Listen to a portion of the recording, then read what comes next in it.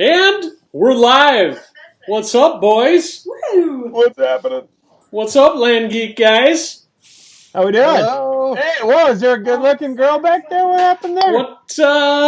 What we got flannel, we got leaves. What's up with the shirts, boys? Leaves. They're dragons. I got you. Wow. Wow, I just have an ugly vest. Wow. What kind of fancy Zen Master jacket is that?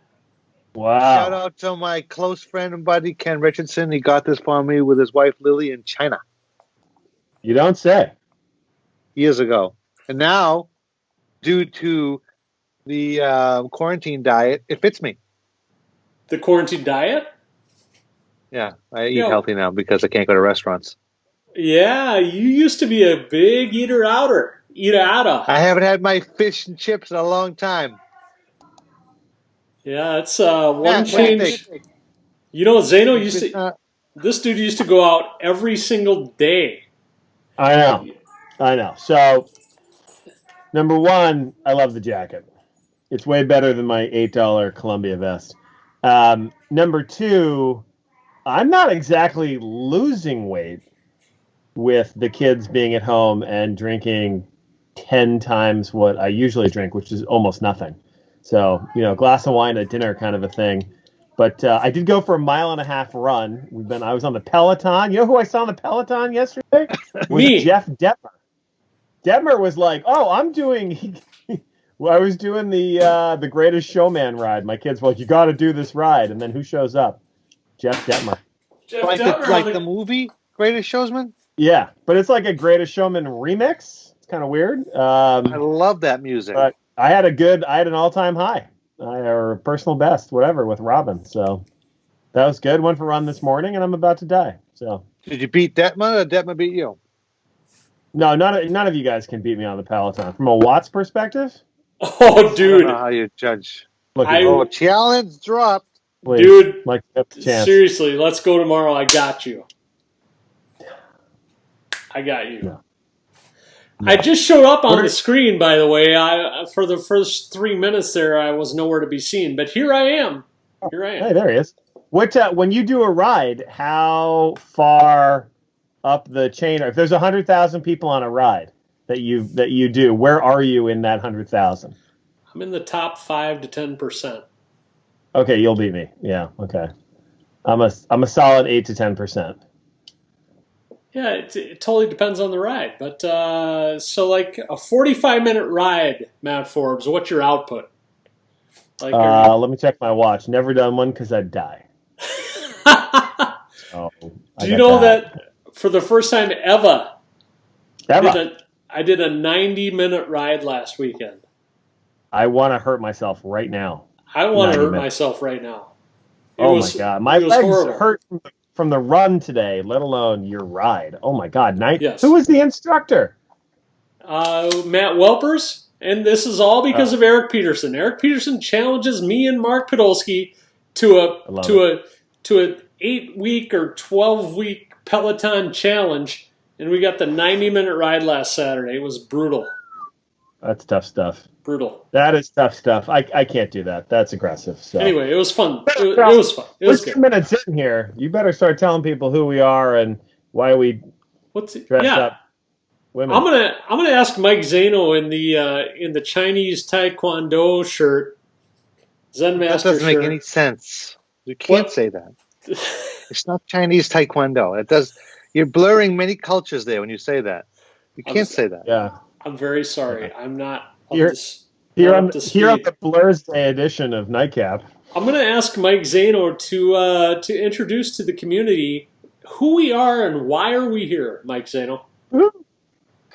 We're the Land Geek guys. We're here to talk all things land investing, have a favorite beverage or two. It doesn't have to be alcoholic. It could be like coffee, late night coffee. Some people, like myself, it won't keep me up. You could have water. You could have anything. But join us as we talk all things land and all things fun.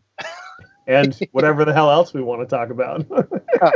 We wear interesting outfits. So this, again, shout out to close friend Ken Richardson. Him and his wife Lily picked us up on me in China years ago, and here it is.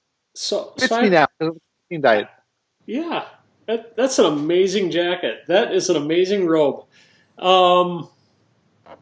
So I do have to say, Well, hold on.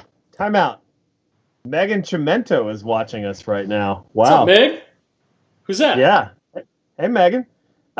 She is the wife of a guy that I used to work with That sounds in fishy. Connecticut. Yeah, Sounds I fishy. went to her wedding. I got pretty drunk at your wedding, Megan. It was a good Hey, time. Matt Forbes, did you share your live feed to your personal page? Oh no, I didn't do that again, did I? I'm gonna do that No. right now just for fun. I'm gonna No, share. I got no because let me tell you, my wife posted online like because I was feeling very ill, and so I just took my dish and I threw it in the dishwasher. I just placed it on top of all the other ones. She then immediately took a photo and posted online like, "What is my husband doing?" And then I got a whole I saw that. wrap full. Yeah, right. I was like, sorry, I was gonna go to the bathroom and yak, so I just left it there. On from me. So I don't need any more of my friends telling me any more about whatever. Everyone can go suck it. Wow. Yeah, getting feisty over here, Posman. Wow. All right. So that brings us back to land investing. Yeah, Okay. Yes. land. I bought Right property back, and then I sold it. Haha. I like it. I'll say something that is going to be important here. Are you ready? Right Ready. now, we would all be meeting for boot camp. What's that? This is the night we will be meeting for boot camp.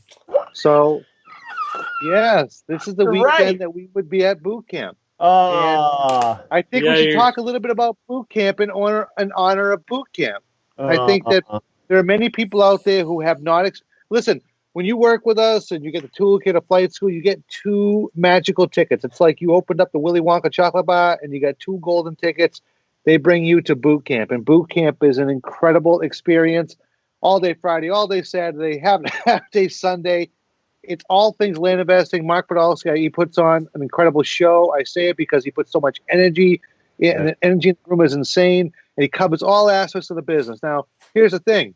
The magic is wherever you are in the business, you will get what you need because maybe you're stuck on acquiring a list. Maybe you're stuck on mailing or maybe marketing or closing a sale or money. Scott Todd will talk about how you can never run out of money. So all of these things are covered, and wherever you are, you will get what you need. So this is an incredible opportunity, and this is we've been doing this. I mean, I've been going to every single one for 4 years or so now. I know you, Scott, and Matt, you've been going a ton of them. This is sad. This is the weekend I see all my good friends I see online, including you 2 guys, and so it's almost like we need a moment of silence. Like, this is an incredible event, and the next one is going to be in August, God willing that this is all behind us. We'll be in Vegas, I believe.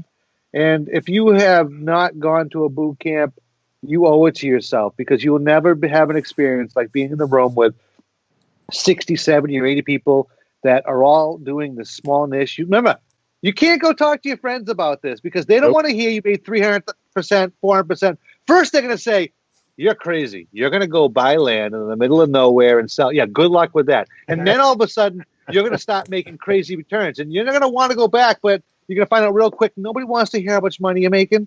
Nobody wants to hear that. So you need somebody to celebrate your win. That's us. That's your community. We're the ones that are going to want to hear about your wins because we don't take it as like, oh, man, I wish it was me. It's like, oh, that's me next. I'm the next guy to get 300-400%. So anyway, this is a sad time right now. We'd be at boot camp, guys. Yeah. Yeah, It is. Go ahead, Forbes. You go ahead.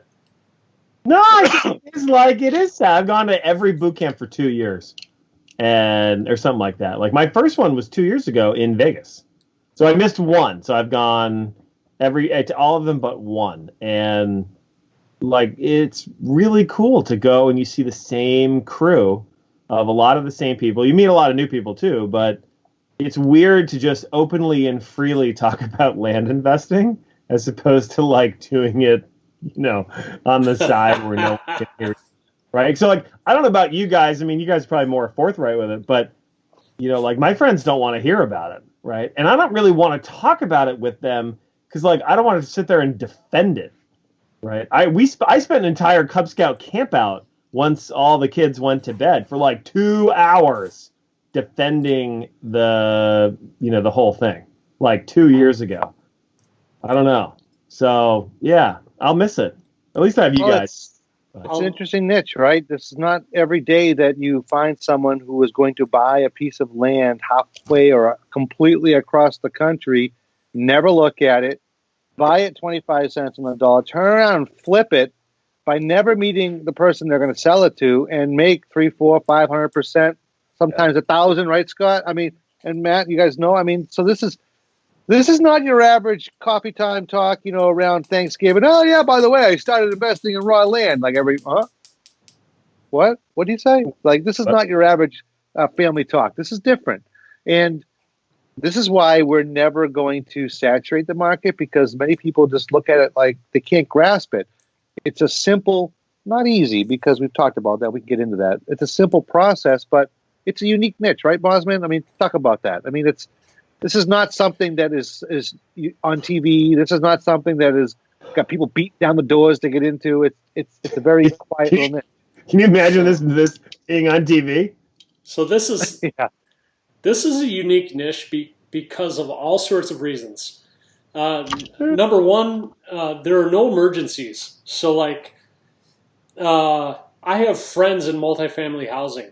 I have friends who own duplexes and apartment buildings, and guess what? They're up at 3 a.m. with water emergencies. They're going to court because of eviction issues. This doesn't happen with land. Here's what we do. We buy land for 25 cents on the dollar, and we sell it for cash, or we sell it to people with owner financing. And listen, there are no land emergencies in the couple hundred deals that I've done. More than that, I've had one land emergency. Like, the frequency of emergencies with this business is so little compared to other real estate models. It's crazy. And you know what? It creates a powerful passive income stream, because, Zeno, when I'm able to buy a piece of land for $1,000 and I finance it for $6,000 over 5 years, I get my money out in 10 months or sooner. And you know what? After that, it's gravy. After that, it's profit. I'm making passive income on my money. You rinse and repeat. You do that 10, 20, 30, 50, 100 times. What do? Like, even if you do it 1 time or 2 times, I'll never forget how excited I was to make $150 a month passive income. Yeah, it's easy to get totally, maybe the word's comfortable, but it's like, the way we buy our properties, the way we sell them in the beginning, it's like, oh man, I'm putting out $1,000, $1,500. Now it's like $1,000, $1,500. It's just part of what we do. We put it out, it comes back, and it's really an adjustment, a mental adjustment, right? And you forget how wonderful the fact is that you just paid a bill for the next 3 to 5 years, right? Or even longer or something, right? Matt, talk about, what do you think of the small wins, Matt? What's the first small win you had that really elevated you? Well, I'm like the king of base hits here. I don't hit a lot of home runs, so I don't know. The first small one was just, it was, we had sold a deal or two. It had taken a long time, and like, I knew it worked, but it wasn't really going. And then we sold like 3 or 4 properties in 2 days or something. We're like, we don't know what just happened. Like, it was really one of those guys backed out. So we ended up selling 3. I think 3 stuck. But it was all around like Black Friday and all that. And it was like, wow, okay. Right. Any one of those deals, they're not huge. They're probably 300-400% returns. But you stack those up. Wait. I know. Wait. Lance Snob. Wait. Lance Snob. Oh, hold on a second. Okay, I'm just gonna say, you just said they're not the greatest returns, 300 to 400%. Matt Forbes. Land snob. What? I can't hear you. There's something wrong with my computer. I have to go. Okay, Matt Forbes, seriously you're now. a land snob. Okay. Yes. I'm not a land snob, but sometimes you do make 1,000% return, right? So in comparison to that, I'm not saying there's anything wrong with it. Right? Look, we make mad cash. This is a lucrative business, right? You make real money. But in our business, those are base hits. A 250, a 300% return, that's a base hit. Maybe it's a double, maybe. But it's no grand slam. I mean, it's awesome. Don't take it the wrong way, Bosman. You know what the grand slam is? Zano's getting angry. No, I'm not. The grand slam is truly the fact that you can just do it over and over again. It's the micro deals that can pile on top of each other, right? When you look at someone like Scott Todd with his god-awful amount of passive income and his average deal being like $1,500, but that's $150 a month, right? This is the magic, right? The magic comes from the fact that it can be repeated and put on top of it 1, 2, 3, 4. That's the magic. I think the magic is I don't do it anymore. Right? Like I have a salesperson who does it. I think that's the magic. So, yeah. Okay, Forbes, to speak to that, and then Schaffmeyer has a question, but to speak to that, this business is scalable, right? So, Mike Zano, what the heck? This business is scalable. So much of this business is, as Mike Zano says, repeatable, redundant, right? K.A. boring. AKA boring. Super boring. You can easily train people to scrub your list, compile your list, eventually mail for you, perform your direct mailings, perform your due diligence, perform your ad writing campaigns, perform your ad selling campaigns, right? Christy. Like Christy who? Christy what? No, she's my ad writer. I was just thinking about all my VAs as you're saying this. Yeah. Right. So I don't do any of that. So here's the really cool thing about this business is that this business, it can start out as a side hustle and it can seem really busy and it can seem really chaotic, right? And you're spending 10 or 15 hours a week on this business outside of your normal full-time job. But guess what? It's repeatable, it's redundant. You can outsource this stuff, and you can get to the point where you literally have a 4-hour work week. Yeah. Because you're outsourcing, you're automating, you're delegating. You are creating a land buying machine, a land selling machine, and you have a 4-hour work week. Yeah. That takes a lot of effort. I mean, let's not make that sound like you set that up in a weekend. I'm not saying I set it up in a weekend. I'm saying I chipped away at it.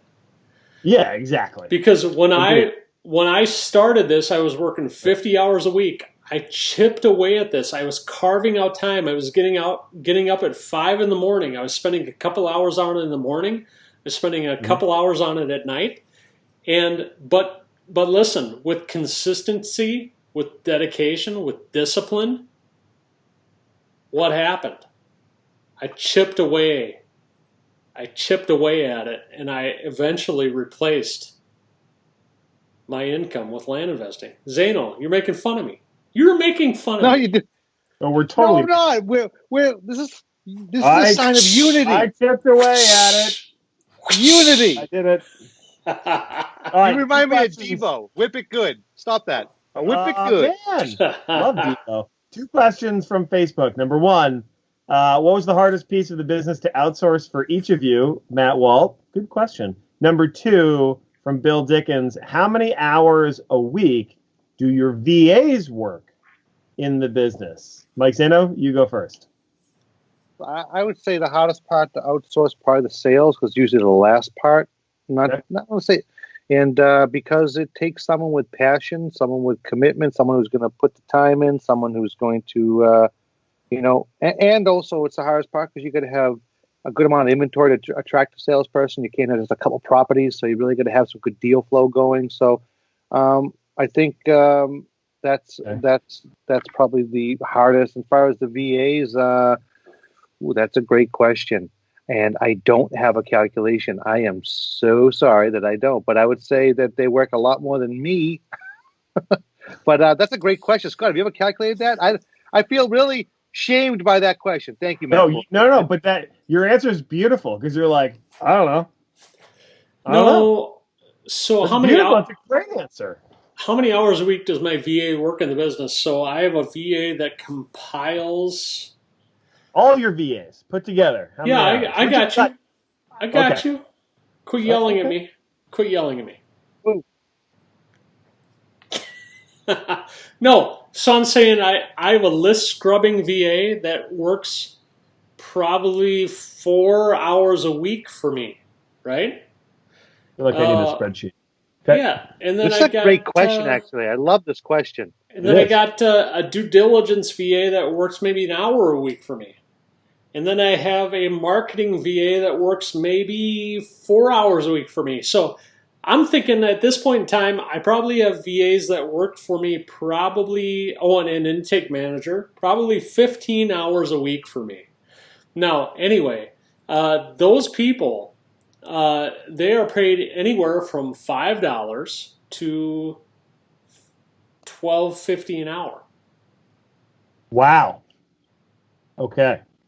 So 15 hours a week, $5 to $12.50 an hour. All right. Good answer.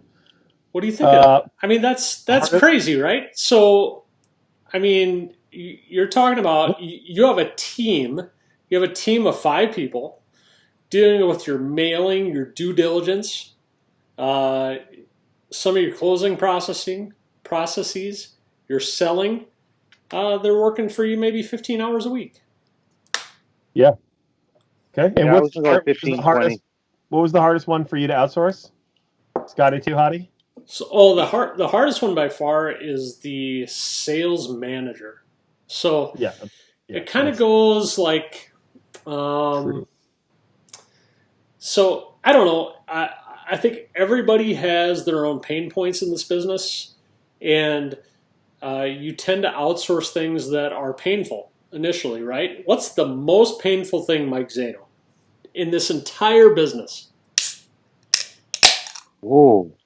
I'm quizzing you, Mike Zano. In the entire business. Well, that's really relative to an individual standpoint because some people are Excel fanatics, so they're going to love all this list scrubbing. They're going to do all these little wonders. Some people are more people. They're going to love being on the intake. Some people, and that means they'll be good at sales. I think the most painful part of the business, well, I don't want to say painful. I would say difficult. Can I replace it? Yeah. Sure. Make up whatever you want. Okay. Yeah. I'm just going to go on the fly because it's easy. My favorite color is red. Yeah. I'm replacing painful with difficult. And the most difficult part of this business is the thread that ties it all together. What does that mean? We're going to want a little bit more on that. Let's 5 parts, 5 plates that, the mailing, the due diligence, closing, marketing, sales, the thread that spins them all together. Like we talked about spinning the chairs because to me, they move together and become like a gears. So one piece feeds the next piece, feeds the next piece, feeds the next piece. So you get them up and running, but you got to be able to connect them, which means the VAs need to talk or the processes need to talk. They need to connect. I think that's probably the hardest part. Okay. Interesting. Does that make sense? You act like you don't. Did I not explain it right? No, you did. I think it's like you said, it's different for everybody. So, like I'm with Scott. Sales is definitely the hardest part because it's the most interaction with people, and it's all soft, right? All soft skills. It's nothing to do with, copy here, paste here. Even an intake person is like, well, that's the offer. There's some soft skills there, but it's not quite like the sales side. So I like where you're going with this. Sales is the hardest by far. How how many hours? I have the whole business outsourced, for better or for worse, probably overly outsourced. So I have VAs that spend even more time than Bosman does, because I have a full-time job, so I've really strived to outsource the business. So I probably have 20 hours a week worth of stuff going on, would be my gut check guess. Yeah. And then Ken Green says technology for him is the most challenging. For me, that's the part that I love. I love going in and building Zaps and then spending 3 hours so that I don't have to go spend 48 seconds ever again. I don't know why that gets me going, but that does sound good the way you put that. Say that again, because that is when you it's worth spending 3 hours to save 45 seconds every day for the rest of your life. That's smart. When you take a task that takes 500 seconds and you downsource that, is that the word, to 75 seconds? Is that the most exciting thing in the world? To me, it's pretty awesome. I love it. I run upstairs and I'm like, and this is what I did. And I go through the whole thing. And she's like, yeah, no one cares. And I'm like, yeah, okay, cool. But we won't have to go do all this anymore. Like, yeah, no one cares. But I do. I love it. That's the part that I like. Okay, so the bottom line is this comes down to scaling, right? So here's the thing. With land investing, with Land Geek, we do not want to create another job for you. Yeah, that'd be bad. It might seem like a job initially, right? Because you're trying to develop all your processes, you're learning how to do this business. But the bottom line is Mike Zaino is the 4-hour work week, which sounds a little bit cliche. It did to me a few years ago. Is it attainable? Only if you have clearly defined processes, only if you're able to clearly identify all the steps and then to outsource it. So absolutely attainable. You just have to spend the time documenting your processes and in making them so they're consistent. So it's like if you're going to go wash the laundry, wash it the same way every day, right? Don't wash it 3 different ways and then try to outsource it, because then which way are you teaching you're going to have one process, one flow, and then you can outsource it. Yeah, but was that the question? But here's the question: Is it? What distracted me? Is the 4-hour work week attainable? Yeah, totally. It is. Totally. It is. But you got to work at it. But I'm going to argue with you, Zaino, even though you look so pretty in that. I got to say why I'm not thinking clearly is there's a bear with the oar on your hat, and he doesn't have a canoe. I'm confused. Dude, it's a Cubs hat, dude. Go Cubs! Go Cubbies! Where's the canoe? Like, it's missing the canoe. Yeah, I agree. I was distracted. I'm sorry. Go ahead, Matt. Okay. All right, so I disagree with you, right? There's only I want you to disagree. There's only one thing you have to do to be successful in this business. Just one. Consistency. Just not quit. Yes. All you have to do is not quit. You have to do what Mike talks about. You have to get to the place where you've got your system spun up and they're working and they're regulated and it's reportable and all of these other things. And it's a lot. It's not like it's 25 minutes worth of work, right? It's a couple of years of on the side getting all this stuff to go. But all you have to do is just not quit. Like, I've run 2 half marathons. I know that might be shocking to anyone who's ever met me because I'm grossly overweight. But all you have to do is not quit. And you eventually, 5.5 hours later, or whatever the hell it was, right? 2 hours later, right? You get to the finish line. That's all you have to do. That's it. And learn the rest. Come to this, go to the boot camp, do all that, pick up all the information. Just keep going. And eventually you're Tim Ferriss. It's the easiest path to a 4-hour work week that I've ever heard of that takes an enormous amount of work, right? But all right. And yeah, by the way, Ken Green says fall down 7 times and get up 8. Ken, it might be like fall down 932 times, but just get up 933 times. Okay. But yeah. 2 things. 2 things. You guys ready? So tonight is very exciting. If you guys if you guys would like a little free gift tonight. Boo! Did you say boo? Yeah, I booed you. Look at this piece. Look at this piece right here. Piece of crap. That's amazing. All you gotta do is comment. Make a comment in the comments. Was that Florida? Yes, Florida. Make a comment in the comments. If you want a free nightcap piece, tonight is the night. I will send it to you tomorrow. Wow. All right, I'm going to make a comment. Free nightcap piece. Make a comment in the comments. All right? And you're giving that away tonight? Yeah, we're giving it away tonight. Why not?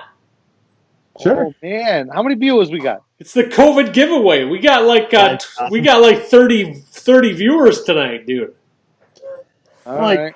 We've like 4 people watching. So if you'd like the nightcap portrait signed, please put your name in the comments. We're giving that away tonight. Here's the second thing. Schaffmeyer has a question. Ooh. He wanted to know what my land emergency was. So out of my couple hundred deals, what was my land emergency? Here's the thing, Schaff. So here's my land emergency. I had a guy, he contacted me. He's like, I need this land now. I'm like, okay. What do you want it for? Well, I want it to live on. No, you can't do that. We prefer that you pay off the property first before you make any improvements and attempt to live on the land. He's like, okay. Well, come to find out, this guy started living on the property. So I sold it to him. He paid the dock fee, he paid the down payment, he paid the first couple monthly payments. And he started, started paying on the property. Well, come to find out, he had set up like a lean-to on the property. It was very windy, so he had set up a lean-to on the property, a lean-to with the tent behind it, and started living on the property without consulting with me, right? So he missed a payment. He missed 2 payments. I hired somebody to go out there and take a look at the property, and they said, yeah, look, there was a lean-to built on the property. There was a little bit of a mess left on the property. Doesn't look like anybody's living there currently, but it's a mess. So I had to hire somebody for a couple $100 to go out there and clean up the property. But guess what? It's my property. I had to hire somebody for a couple $100 to go out there and clean up the property. That is the only land emergency I've had, knock on wood, in a couple hundred deals, right? Zeno? That's pretty good. It's not really emergent, I'll be honest. Well, you said you had an emergency. What would you consider emergency, Forbes? Let's hear it. Okay. I had a buyer who bought 2 lots. They were land arb. Bosman knows this because I even called Bosman for advice. I'm on site at a customer for my actual job, so I can spend 0 time dealing with this crap. And he's like, I want to pay off one of the lots. And I'm like, oh yeah, no problem. I've never done this, but sure, why not? Okay. Yeah, well, cut me a check, all good. And, 30 days for me to sign it over to you. And he's like, no, it can't be 30 days because I'm going to go do X, Y, and Z. I think he was reselling it, I think, in the end.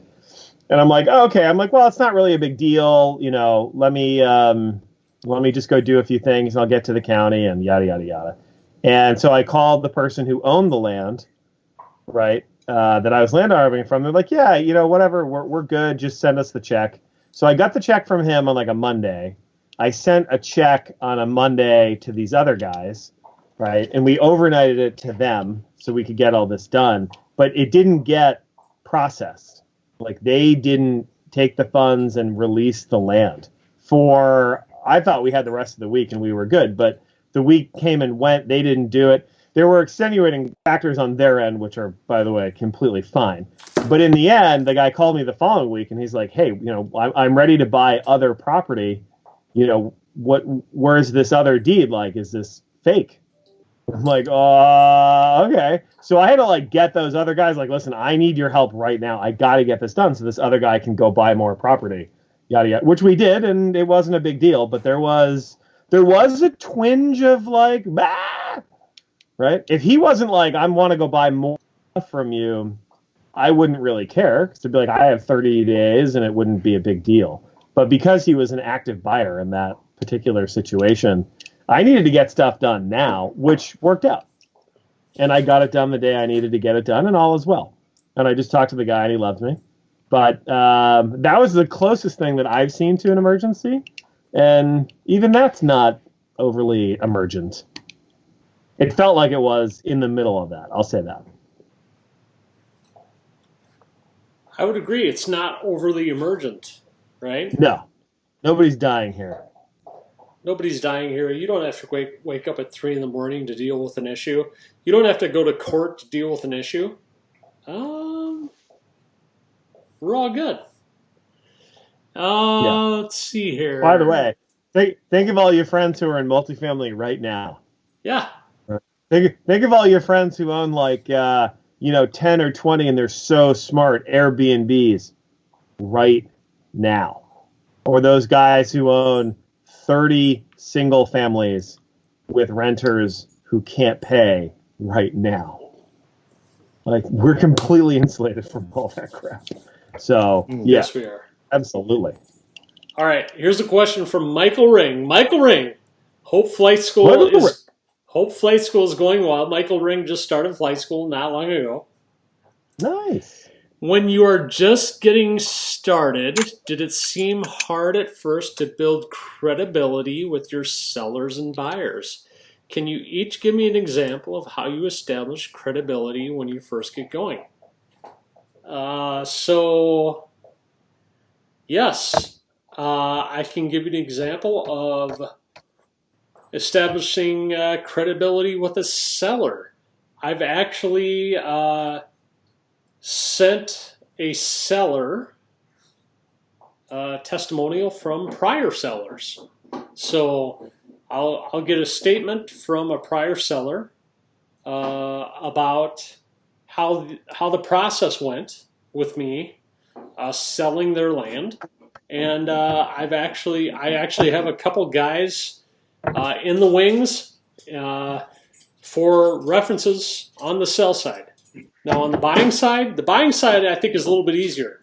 The buying side is pretty cool because, like, if you have a Facebook business page, you can funnel people there after a sale and say, listen, I would really appreciate a positive review in your experience here buying my property. I just saw a guy today. He actually found us online. The cash sale, it was a cash sale. I bought the property for $1,000, sold it for $4,000. So that's a pretty good return. The process was done in 2 hours, literally. I constructed the deed. I got the deed notarized. I recorded the deed on Simplifile. Done in 2 hours. Sent it to him and said, listen, I would very much appreciate a positive review on our Facebook page, or if not on our Facebook page, send me a positive review via email or video or voice text or whatever method you would like to give me. And on the buying side, the testimonials are a little bit easier and very effective. Oh. Zeno? What's the question? How do you get credibility? Yeah. How do you get credibility on the buy or the sell side, Matt Forbes? How many drinks have you had? I've had one half of a beer because I have a big QBR tomorrow. So we're light drinking tonight. I'll tell you how you do it. You ready? You fake it, and then you're all set. You just speak with authority, and you're like, yeah, we do this all the time. Yeah, 100%. Yep, let me have your credit card information. I'll run it for the down payment, and then I'll set up the docs, and here we go, and we'll have this wrapped up in 2 days. That's how you do it right there. You just speak with authority because you're the expert. You're the land investor. If you can do that, whether you believe it or not is irrelevant. But if you can do that, the reference thing won't come up very often, right? They're great to have, don't get me wrong, Bosman.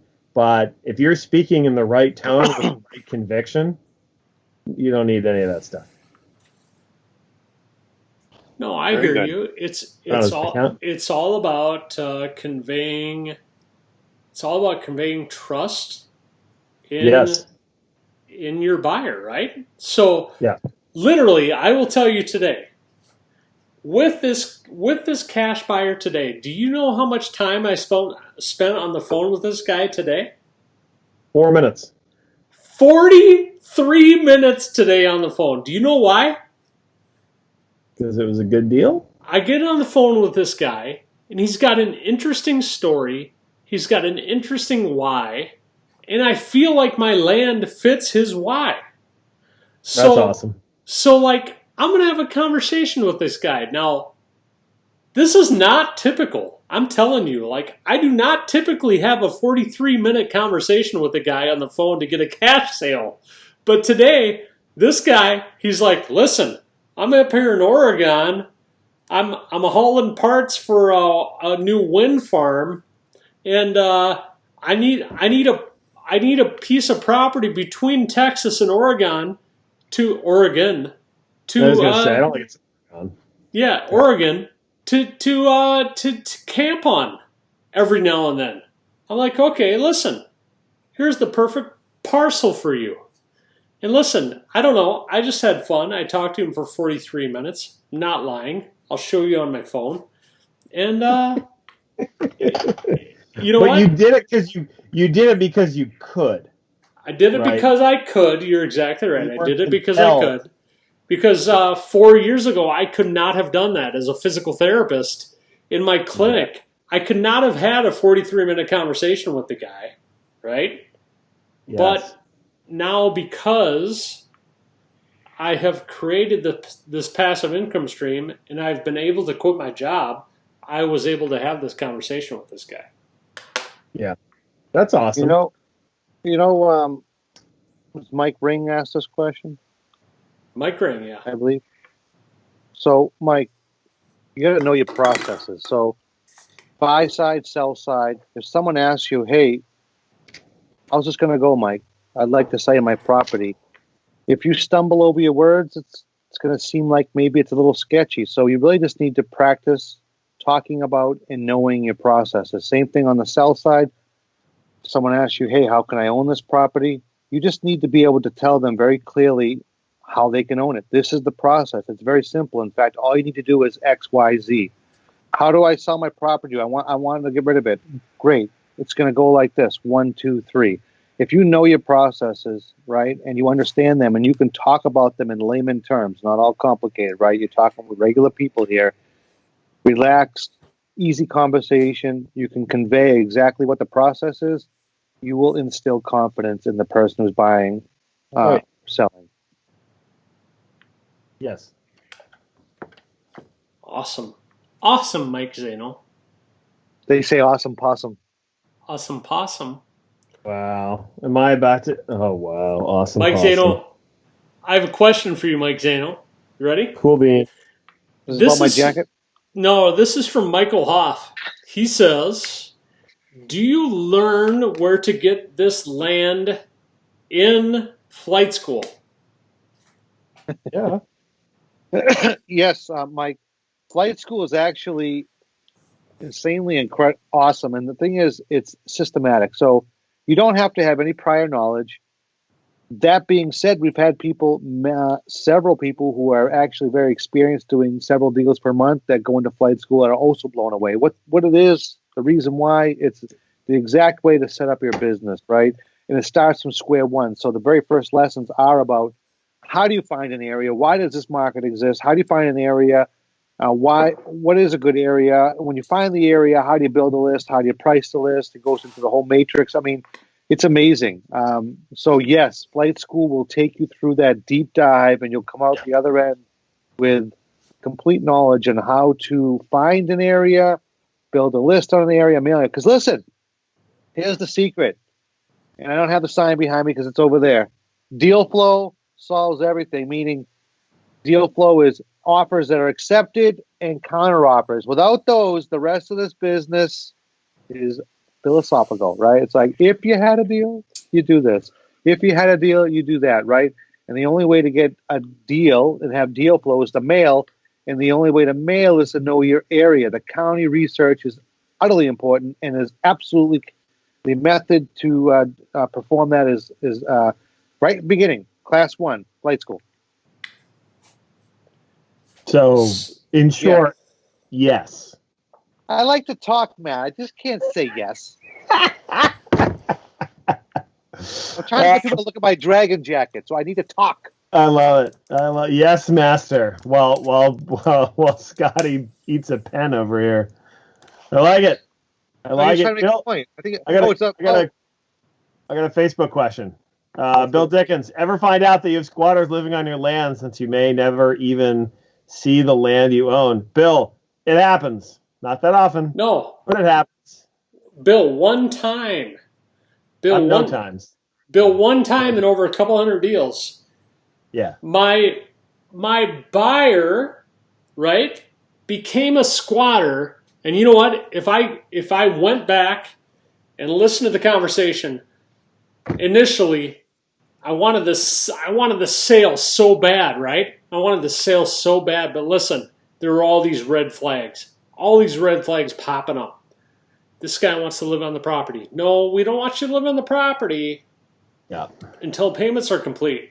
Oh, okay, all right, sounds good. Can I go out there and camp part-time? Yeah, you can go out there and camp part-time, but we don't want you living on the property. Okay. Listen, you get really good at picking up on these red flags, picking up on these things that make you say, yeah, I don't think I want to sell to you. But listen. That's a song. Things that make you go, Things that make you go, Right? Right, Zainal? That's right. Yeah. So, listen, it happened. Intuition, you're saying. One out of a couple hundred times. I didn't have the intuition back then, but I have the intuition now. And that guy, he took advantage of us, and he decided to start living on the property without telling us. We eventually found out, and we were able to clean up his mess for a couple $100. That's What's a little secret between friends? What's that? What's a little secret between friends? It's a little secret. He's living on the land, not telling you. Exactly. Yeah. No, that's really, it's not a huge concern, really. It would seem like it would be, and I could see some people taking that as oh man, I'm a little nervous about this, but believe me, it's not a very common occurrence. That is what we call in sales a red herring. It sounds big and scary, and that's something you should definitely pay attention to, but it really has nothing to do with anything, and you don't have to worry about it. That's a red herring. That is a red herring all day long. Yeah, as opposed to a red dragon. There's a lot of those in this business. You would think this would happen, or that would happen, or this could go. Yes, that could go wrong. Like, they're all red herrings.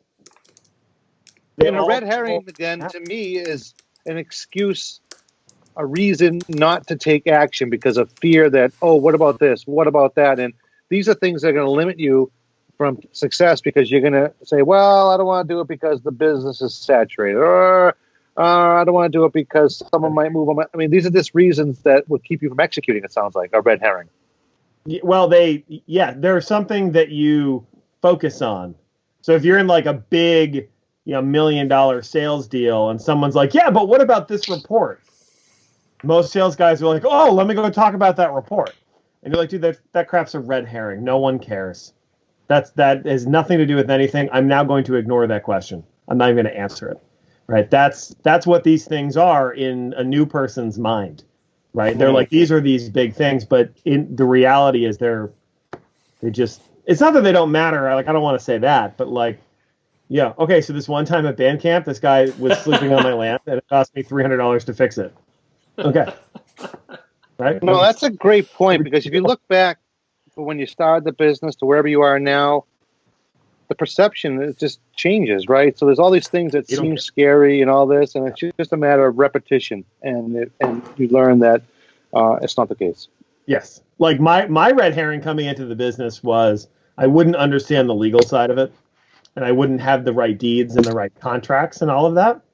And then Bosman's like, yeah, no, they're all in LG Pass. You're fine. And I'm like, oh, okay. Oh, I had no idea. But that held me up for a long time. Right? All right. I got another question for you guys. You ready? Oh, wait, hold on. Yeah. Hold on. You want me to say this one first. Okay. You ready? Yep. Andrew Miller wrote in Facebook, Flight School will not only teach you where to get the land, but how to execute all of the following steps. Great investment. Thank you, Andrea. And Andrea, hope all is going well. Oh, so here's the thing about the toolkit versus flight school. The toolkit, which is an amazing product, by the way, it's a DIY program, and it's like you're putting this big jigsaw puzzle together. It's tough. You got to do it on your own, right? Flight school is a recipe. It's like, okay, I'm going to follow Scott Todd's recipe. And Mike Zano, should we divulge what Scott Todd's passive income is at 5.5 years? 5.5 years. Oh, God. I don't know. Let's just say. I want to know. But wait a minute. We'll hold off on that because I wanted to parlay. Is that the right word? Or build upon what you said, because you had a great point there. You have a great point about the DIY. Think of it this way. You could buy Arnold Schwarzenegger's Encyclopedia of Bodybuilding. And inside that Encyclopedia of Bodybuilding, I'm sure, is all the information to become completely jacked, right? And like really good shape. You can't tell me that's the same thing as having Arnold Schwarzenegger showing up at your house, picking you up, throwing you in his car, bringing you to the gym, and working out with you every day, right? You can't tell me it's the same thing, right, Matt? That's the difference between flight school and toolkit. You got Scott Todd, who is yes, I'm going to say it, Scott, the Arnold Schwarzenegger of land investing. Wow. I like it. That's pretty good. He's going to bring you to the gym of land investing every week, and he's going to bring the results to you, and it's so you don't have to think, like Mark always says, buys or tries, chess. No. It's all laid out for you, and there's someone right there cheering you on and making sure you're doing it. You're going to get results, as opposed to the toolkit, which has all that information, just like Arnold's book of bodybuilding or has all the information. But you have to execute. You have to motivate. You have to put the pieces together.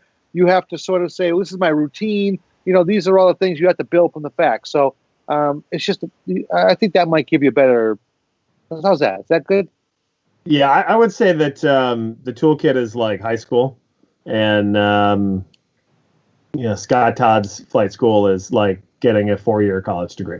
But you have to go to high school first to go to college in this situation. Yeah, okay, it doesn't really work then. Yeah, no. You could be like the super smart guy. Be like, you know what? That analogy sucks, but yeah. Not really. I just don't want to point out. I didn't want to leave the illusion that you had to go to the toolkit first. I didn't do the toolkit. Screw the toolkit. I didn't do that. Hell no. I'm a do-it-yourselfer guy. Like, I watch YouTube videos religiously of like, I want to do this, and I watch the video and I go do it, and it usually goes pretty well. But I also know that like I'm the guy who's like, it's so big, there's so much that I knew that I would quit if I didn't have like a flight school type program. So I went straight to flight school. I didn't even really understand what the toolkit was until after that. Yes, Bossman. No, nothing at all. Yeah, I'm just okay. What do you do? You have something to say. Come on. Come on, baby. Okay, no, here's the thing. Like, I was a toolkit guy. That's all I had back. That's all I had back then. That's all I had 5 years ago. I had the toolkit. I had coaching. I'm just saying, like, it was tough. It was tough to carve out the time. Yeah. It was tough to figure out how to do this business by myself. Flight school, it just, I don't know. It's a much more direct path from A to B. You're doing deals much more quicker. much more quicker. Much quicker. Doing deals Or, much quicker. they're much better. Yeah, right. And you're not alone. You got people to bounce this off of, right? It's a collaborative effort. You're either gonna Osmond, in this business. you need this on your hat. Yeah, please put that on your canoe. hat. In this business, either you're gonna pay to go learn very quickly through flight school, or you're gonna pay by trial and error and having it take long and screwing up. There's no free lunch. It's going to cost you money one way or the other. The only difference between the two is Scott will get you a return on that investment in months, if not during flight school. Whereas if you go down the toolkit road, right, you'll get all the information, but I bet if you're anything like me anyways, that I would quit because it would just be, I'm doing it wrong. Like, I don't know the answer, right? That was my problem with whatever the toolkit was. I know that it says that the answer is B, but I literally need someone to tell me that B is the answer, right? Even though the information is there. So, whatever. Force. Whatever. There you go. All right. How many watches we got? Anybody? Are we gonna give that away tonight? You don't want to add a bunch of names up over the next few weeks, and then should we give it away? Should we give it away next week? Now all the viewers are like, "What did he just say? Our odds just went down dramatically." No, I'm just saying, it's a great piece. That is a piece. Look at Not this piece. Look at that piece. That's a nice piece right there. That was right after the no egrets moment. Remember that? No egrets? That's a nice piece right there. All right, so we had no regrets. We saw some egrets, no egrets. It was a good pun. Anyway, maybe we'll do next. You want to do next week? Is that what you're saying? I don't know. I mean, you said you'd give it away, but what are we talking about? I think we should give it away boot camp weekend. We should have I almost feel like we should have a special session for this. I mean, this is boot camp weekend. Oh, I mean, my wife's we can come be back upset. Sunday and give it away. My wife's going to be upset. Honey, don't be upset. All right, we'll give it away tonight. No, Aaron. Aaron, do you think tonight, or do you think I'm just telling you, it's a wonderful piece. I just want to see blue marks on Scott's face when he doesn't do what Aaron wants. That's all I want in life. Aaron, personally, that's just me. That's just me. We'll leave it up to Aaron. Does she think we should give it an open opportunity to more viewers, or let it go tonight? I'm with Matt Walt on Facebook. Matt Walt just wrote, "You let Mike pivot away." Oh, God, I got an email that blocked it. "You let Mike pivot away from talking about Scott Todd's monthly passive." Thank you, Matt Wall, for bringing that back up, because I also would like to know what this freaking number is, even though I know what the number was. We don't know exactly. We know the area, the range. I mean, the range. It's not our... So he is... I know it's... Listen, this is usually a personal subject matter, but Scott's pretty free, because you know what? I think free to talk about it, because I think you want to know the guy that you're learning from is capable, right? So I think we talk about that to show that this is a guy that's very unique. Over a short span of time, he's created a really large amount of passive income. Large. It's called large. Where did Scott go to school? So anybody? It's a great question. That's a good question. I don't know where he went to college.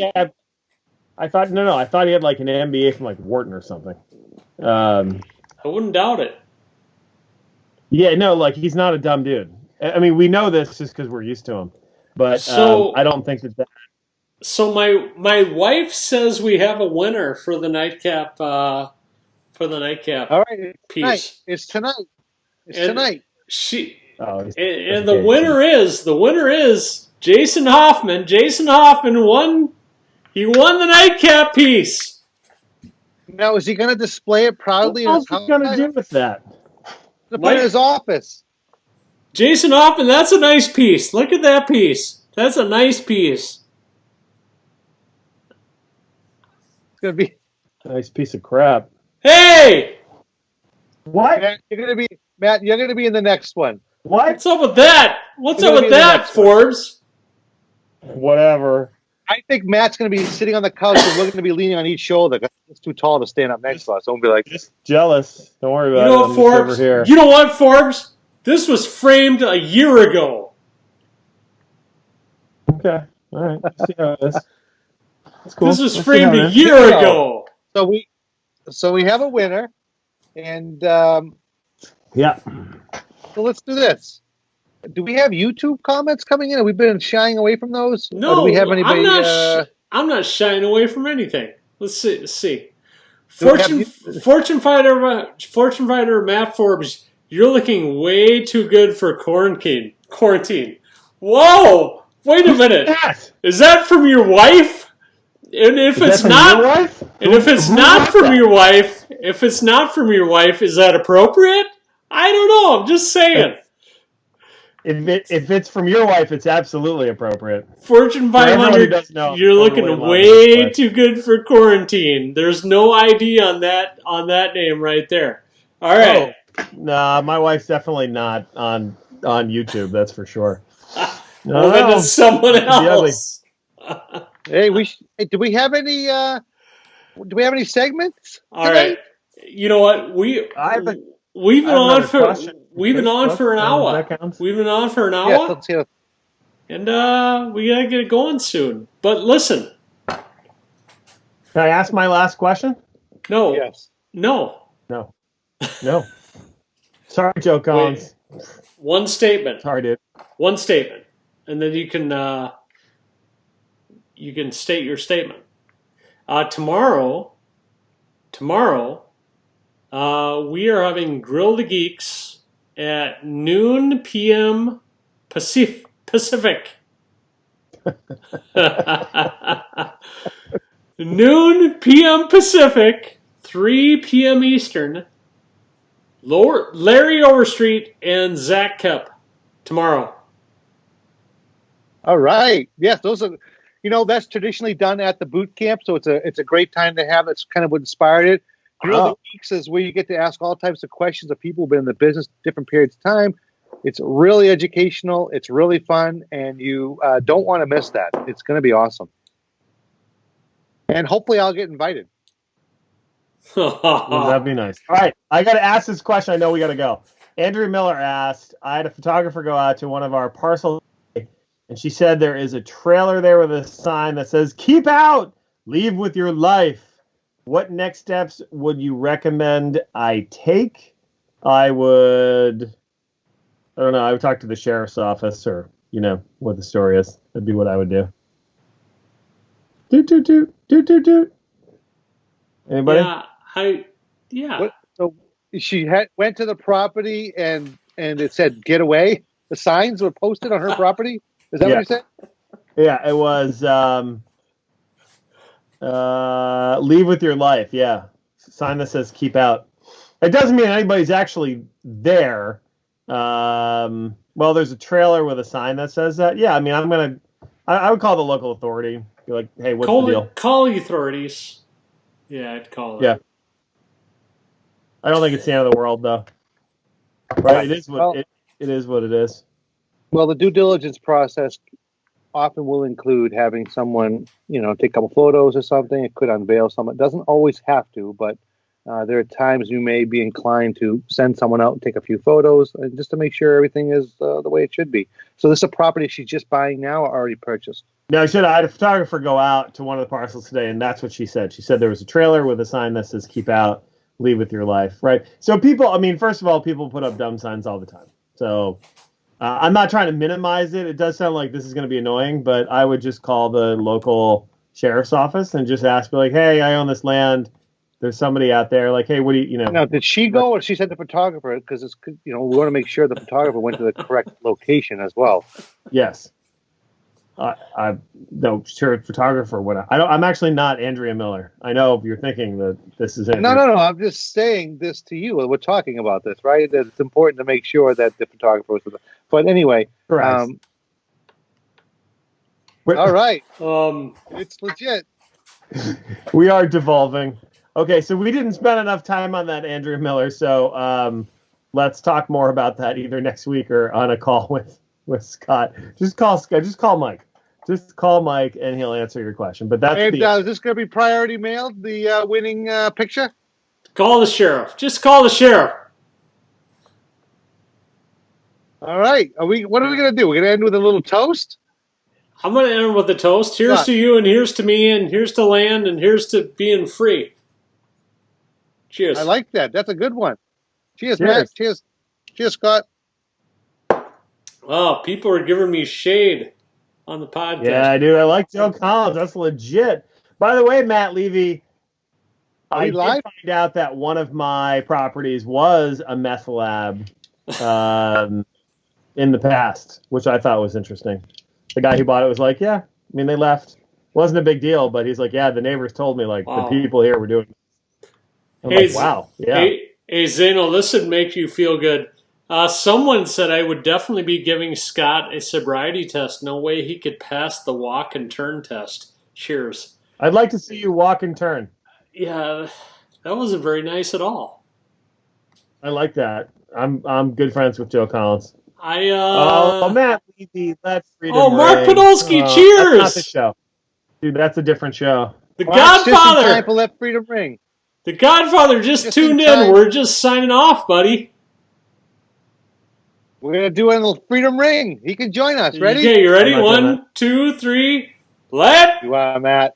Let freedom ring! I can't be on board. All right, good luck, boys. And as Mark All right, Podolsky night. says, wash your hands. All right. Till next time. Like coronavirus? Night, everybody. Wash your hands.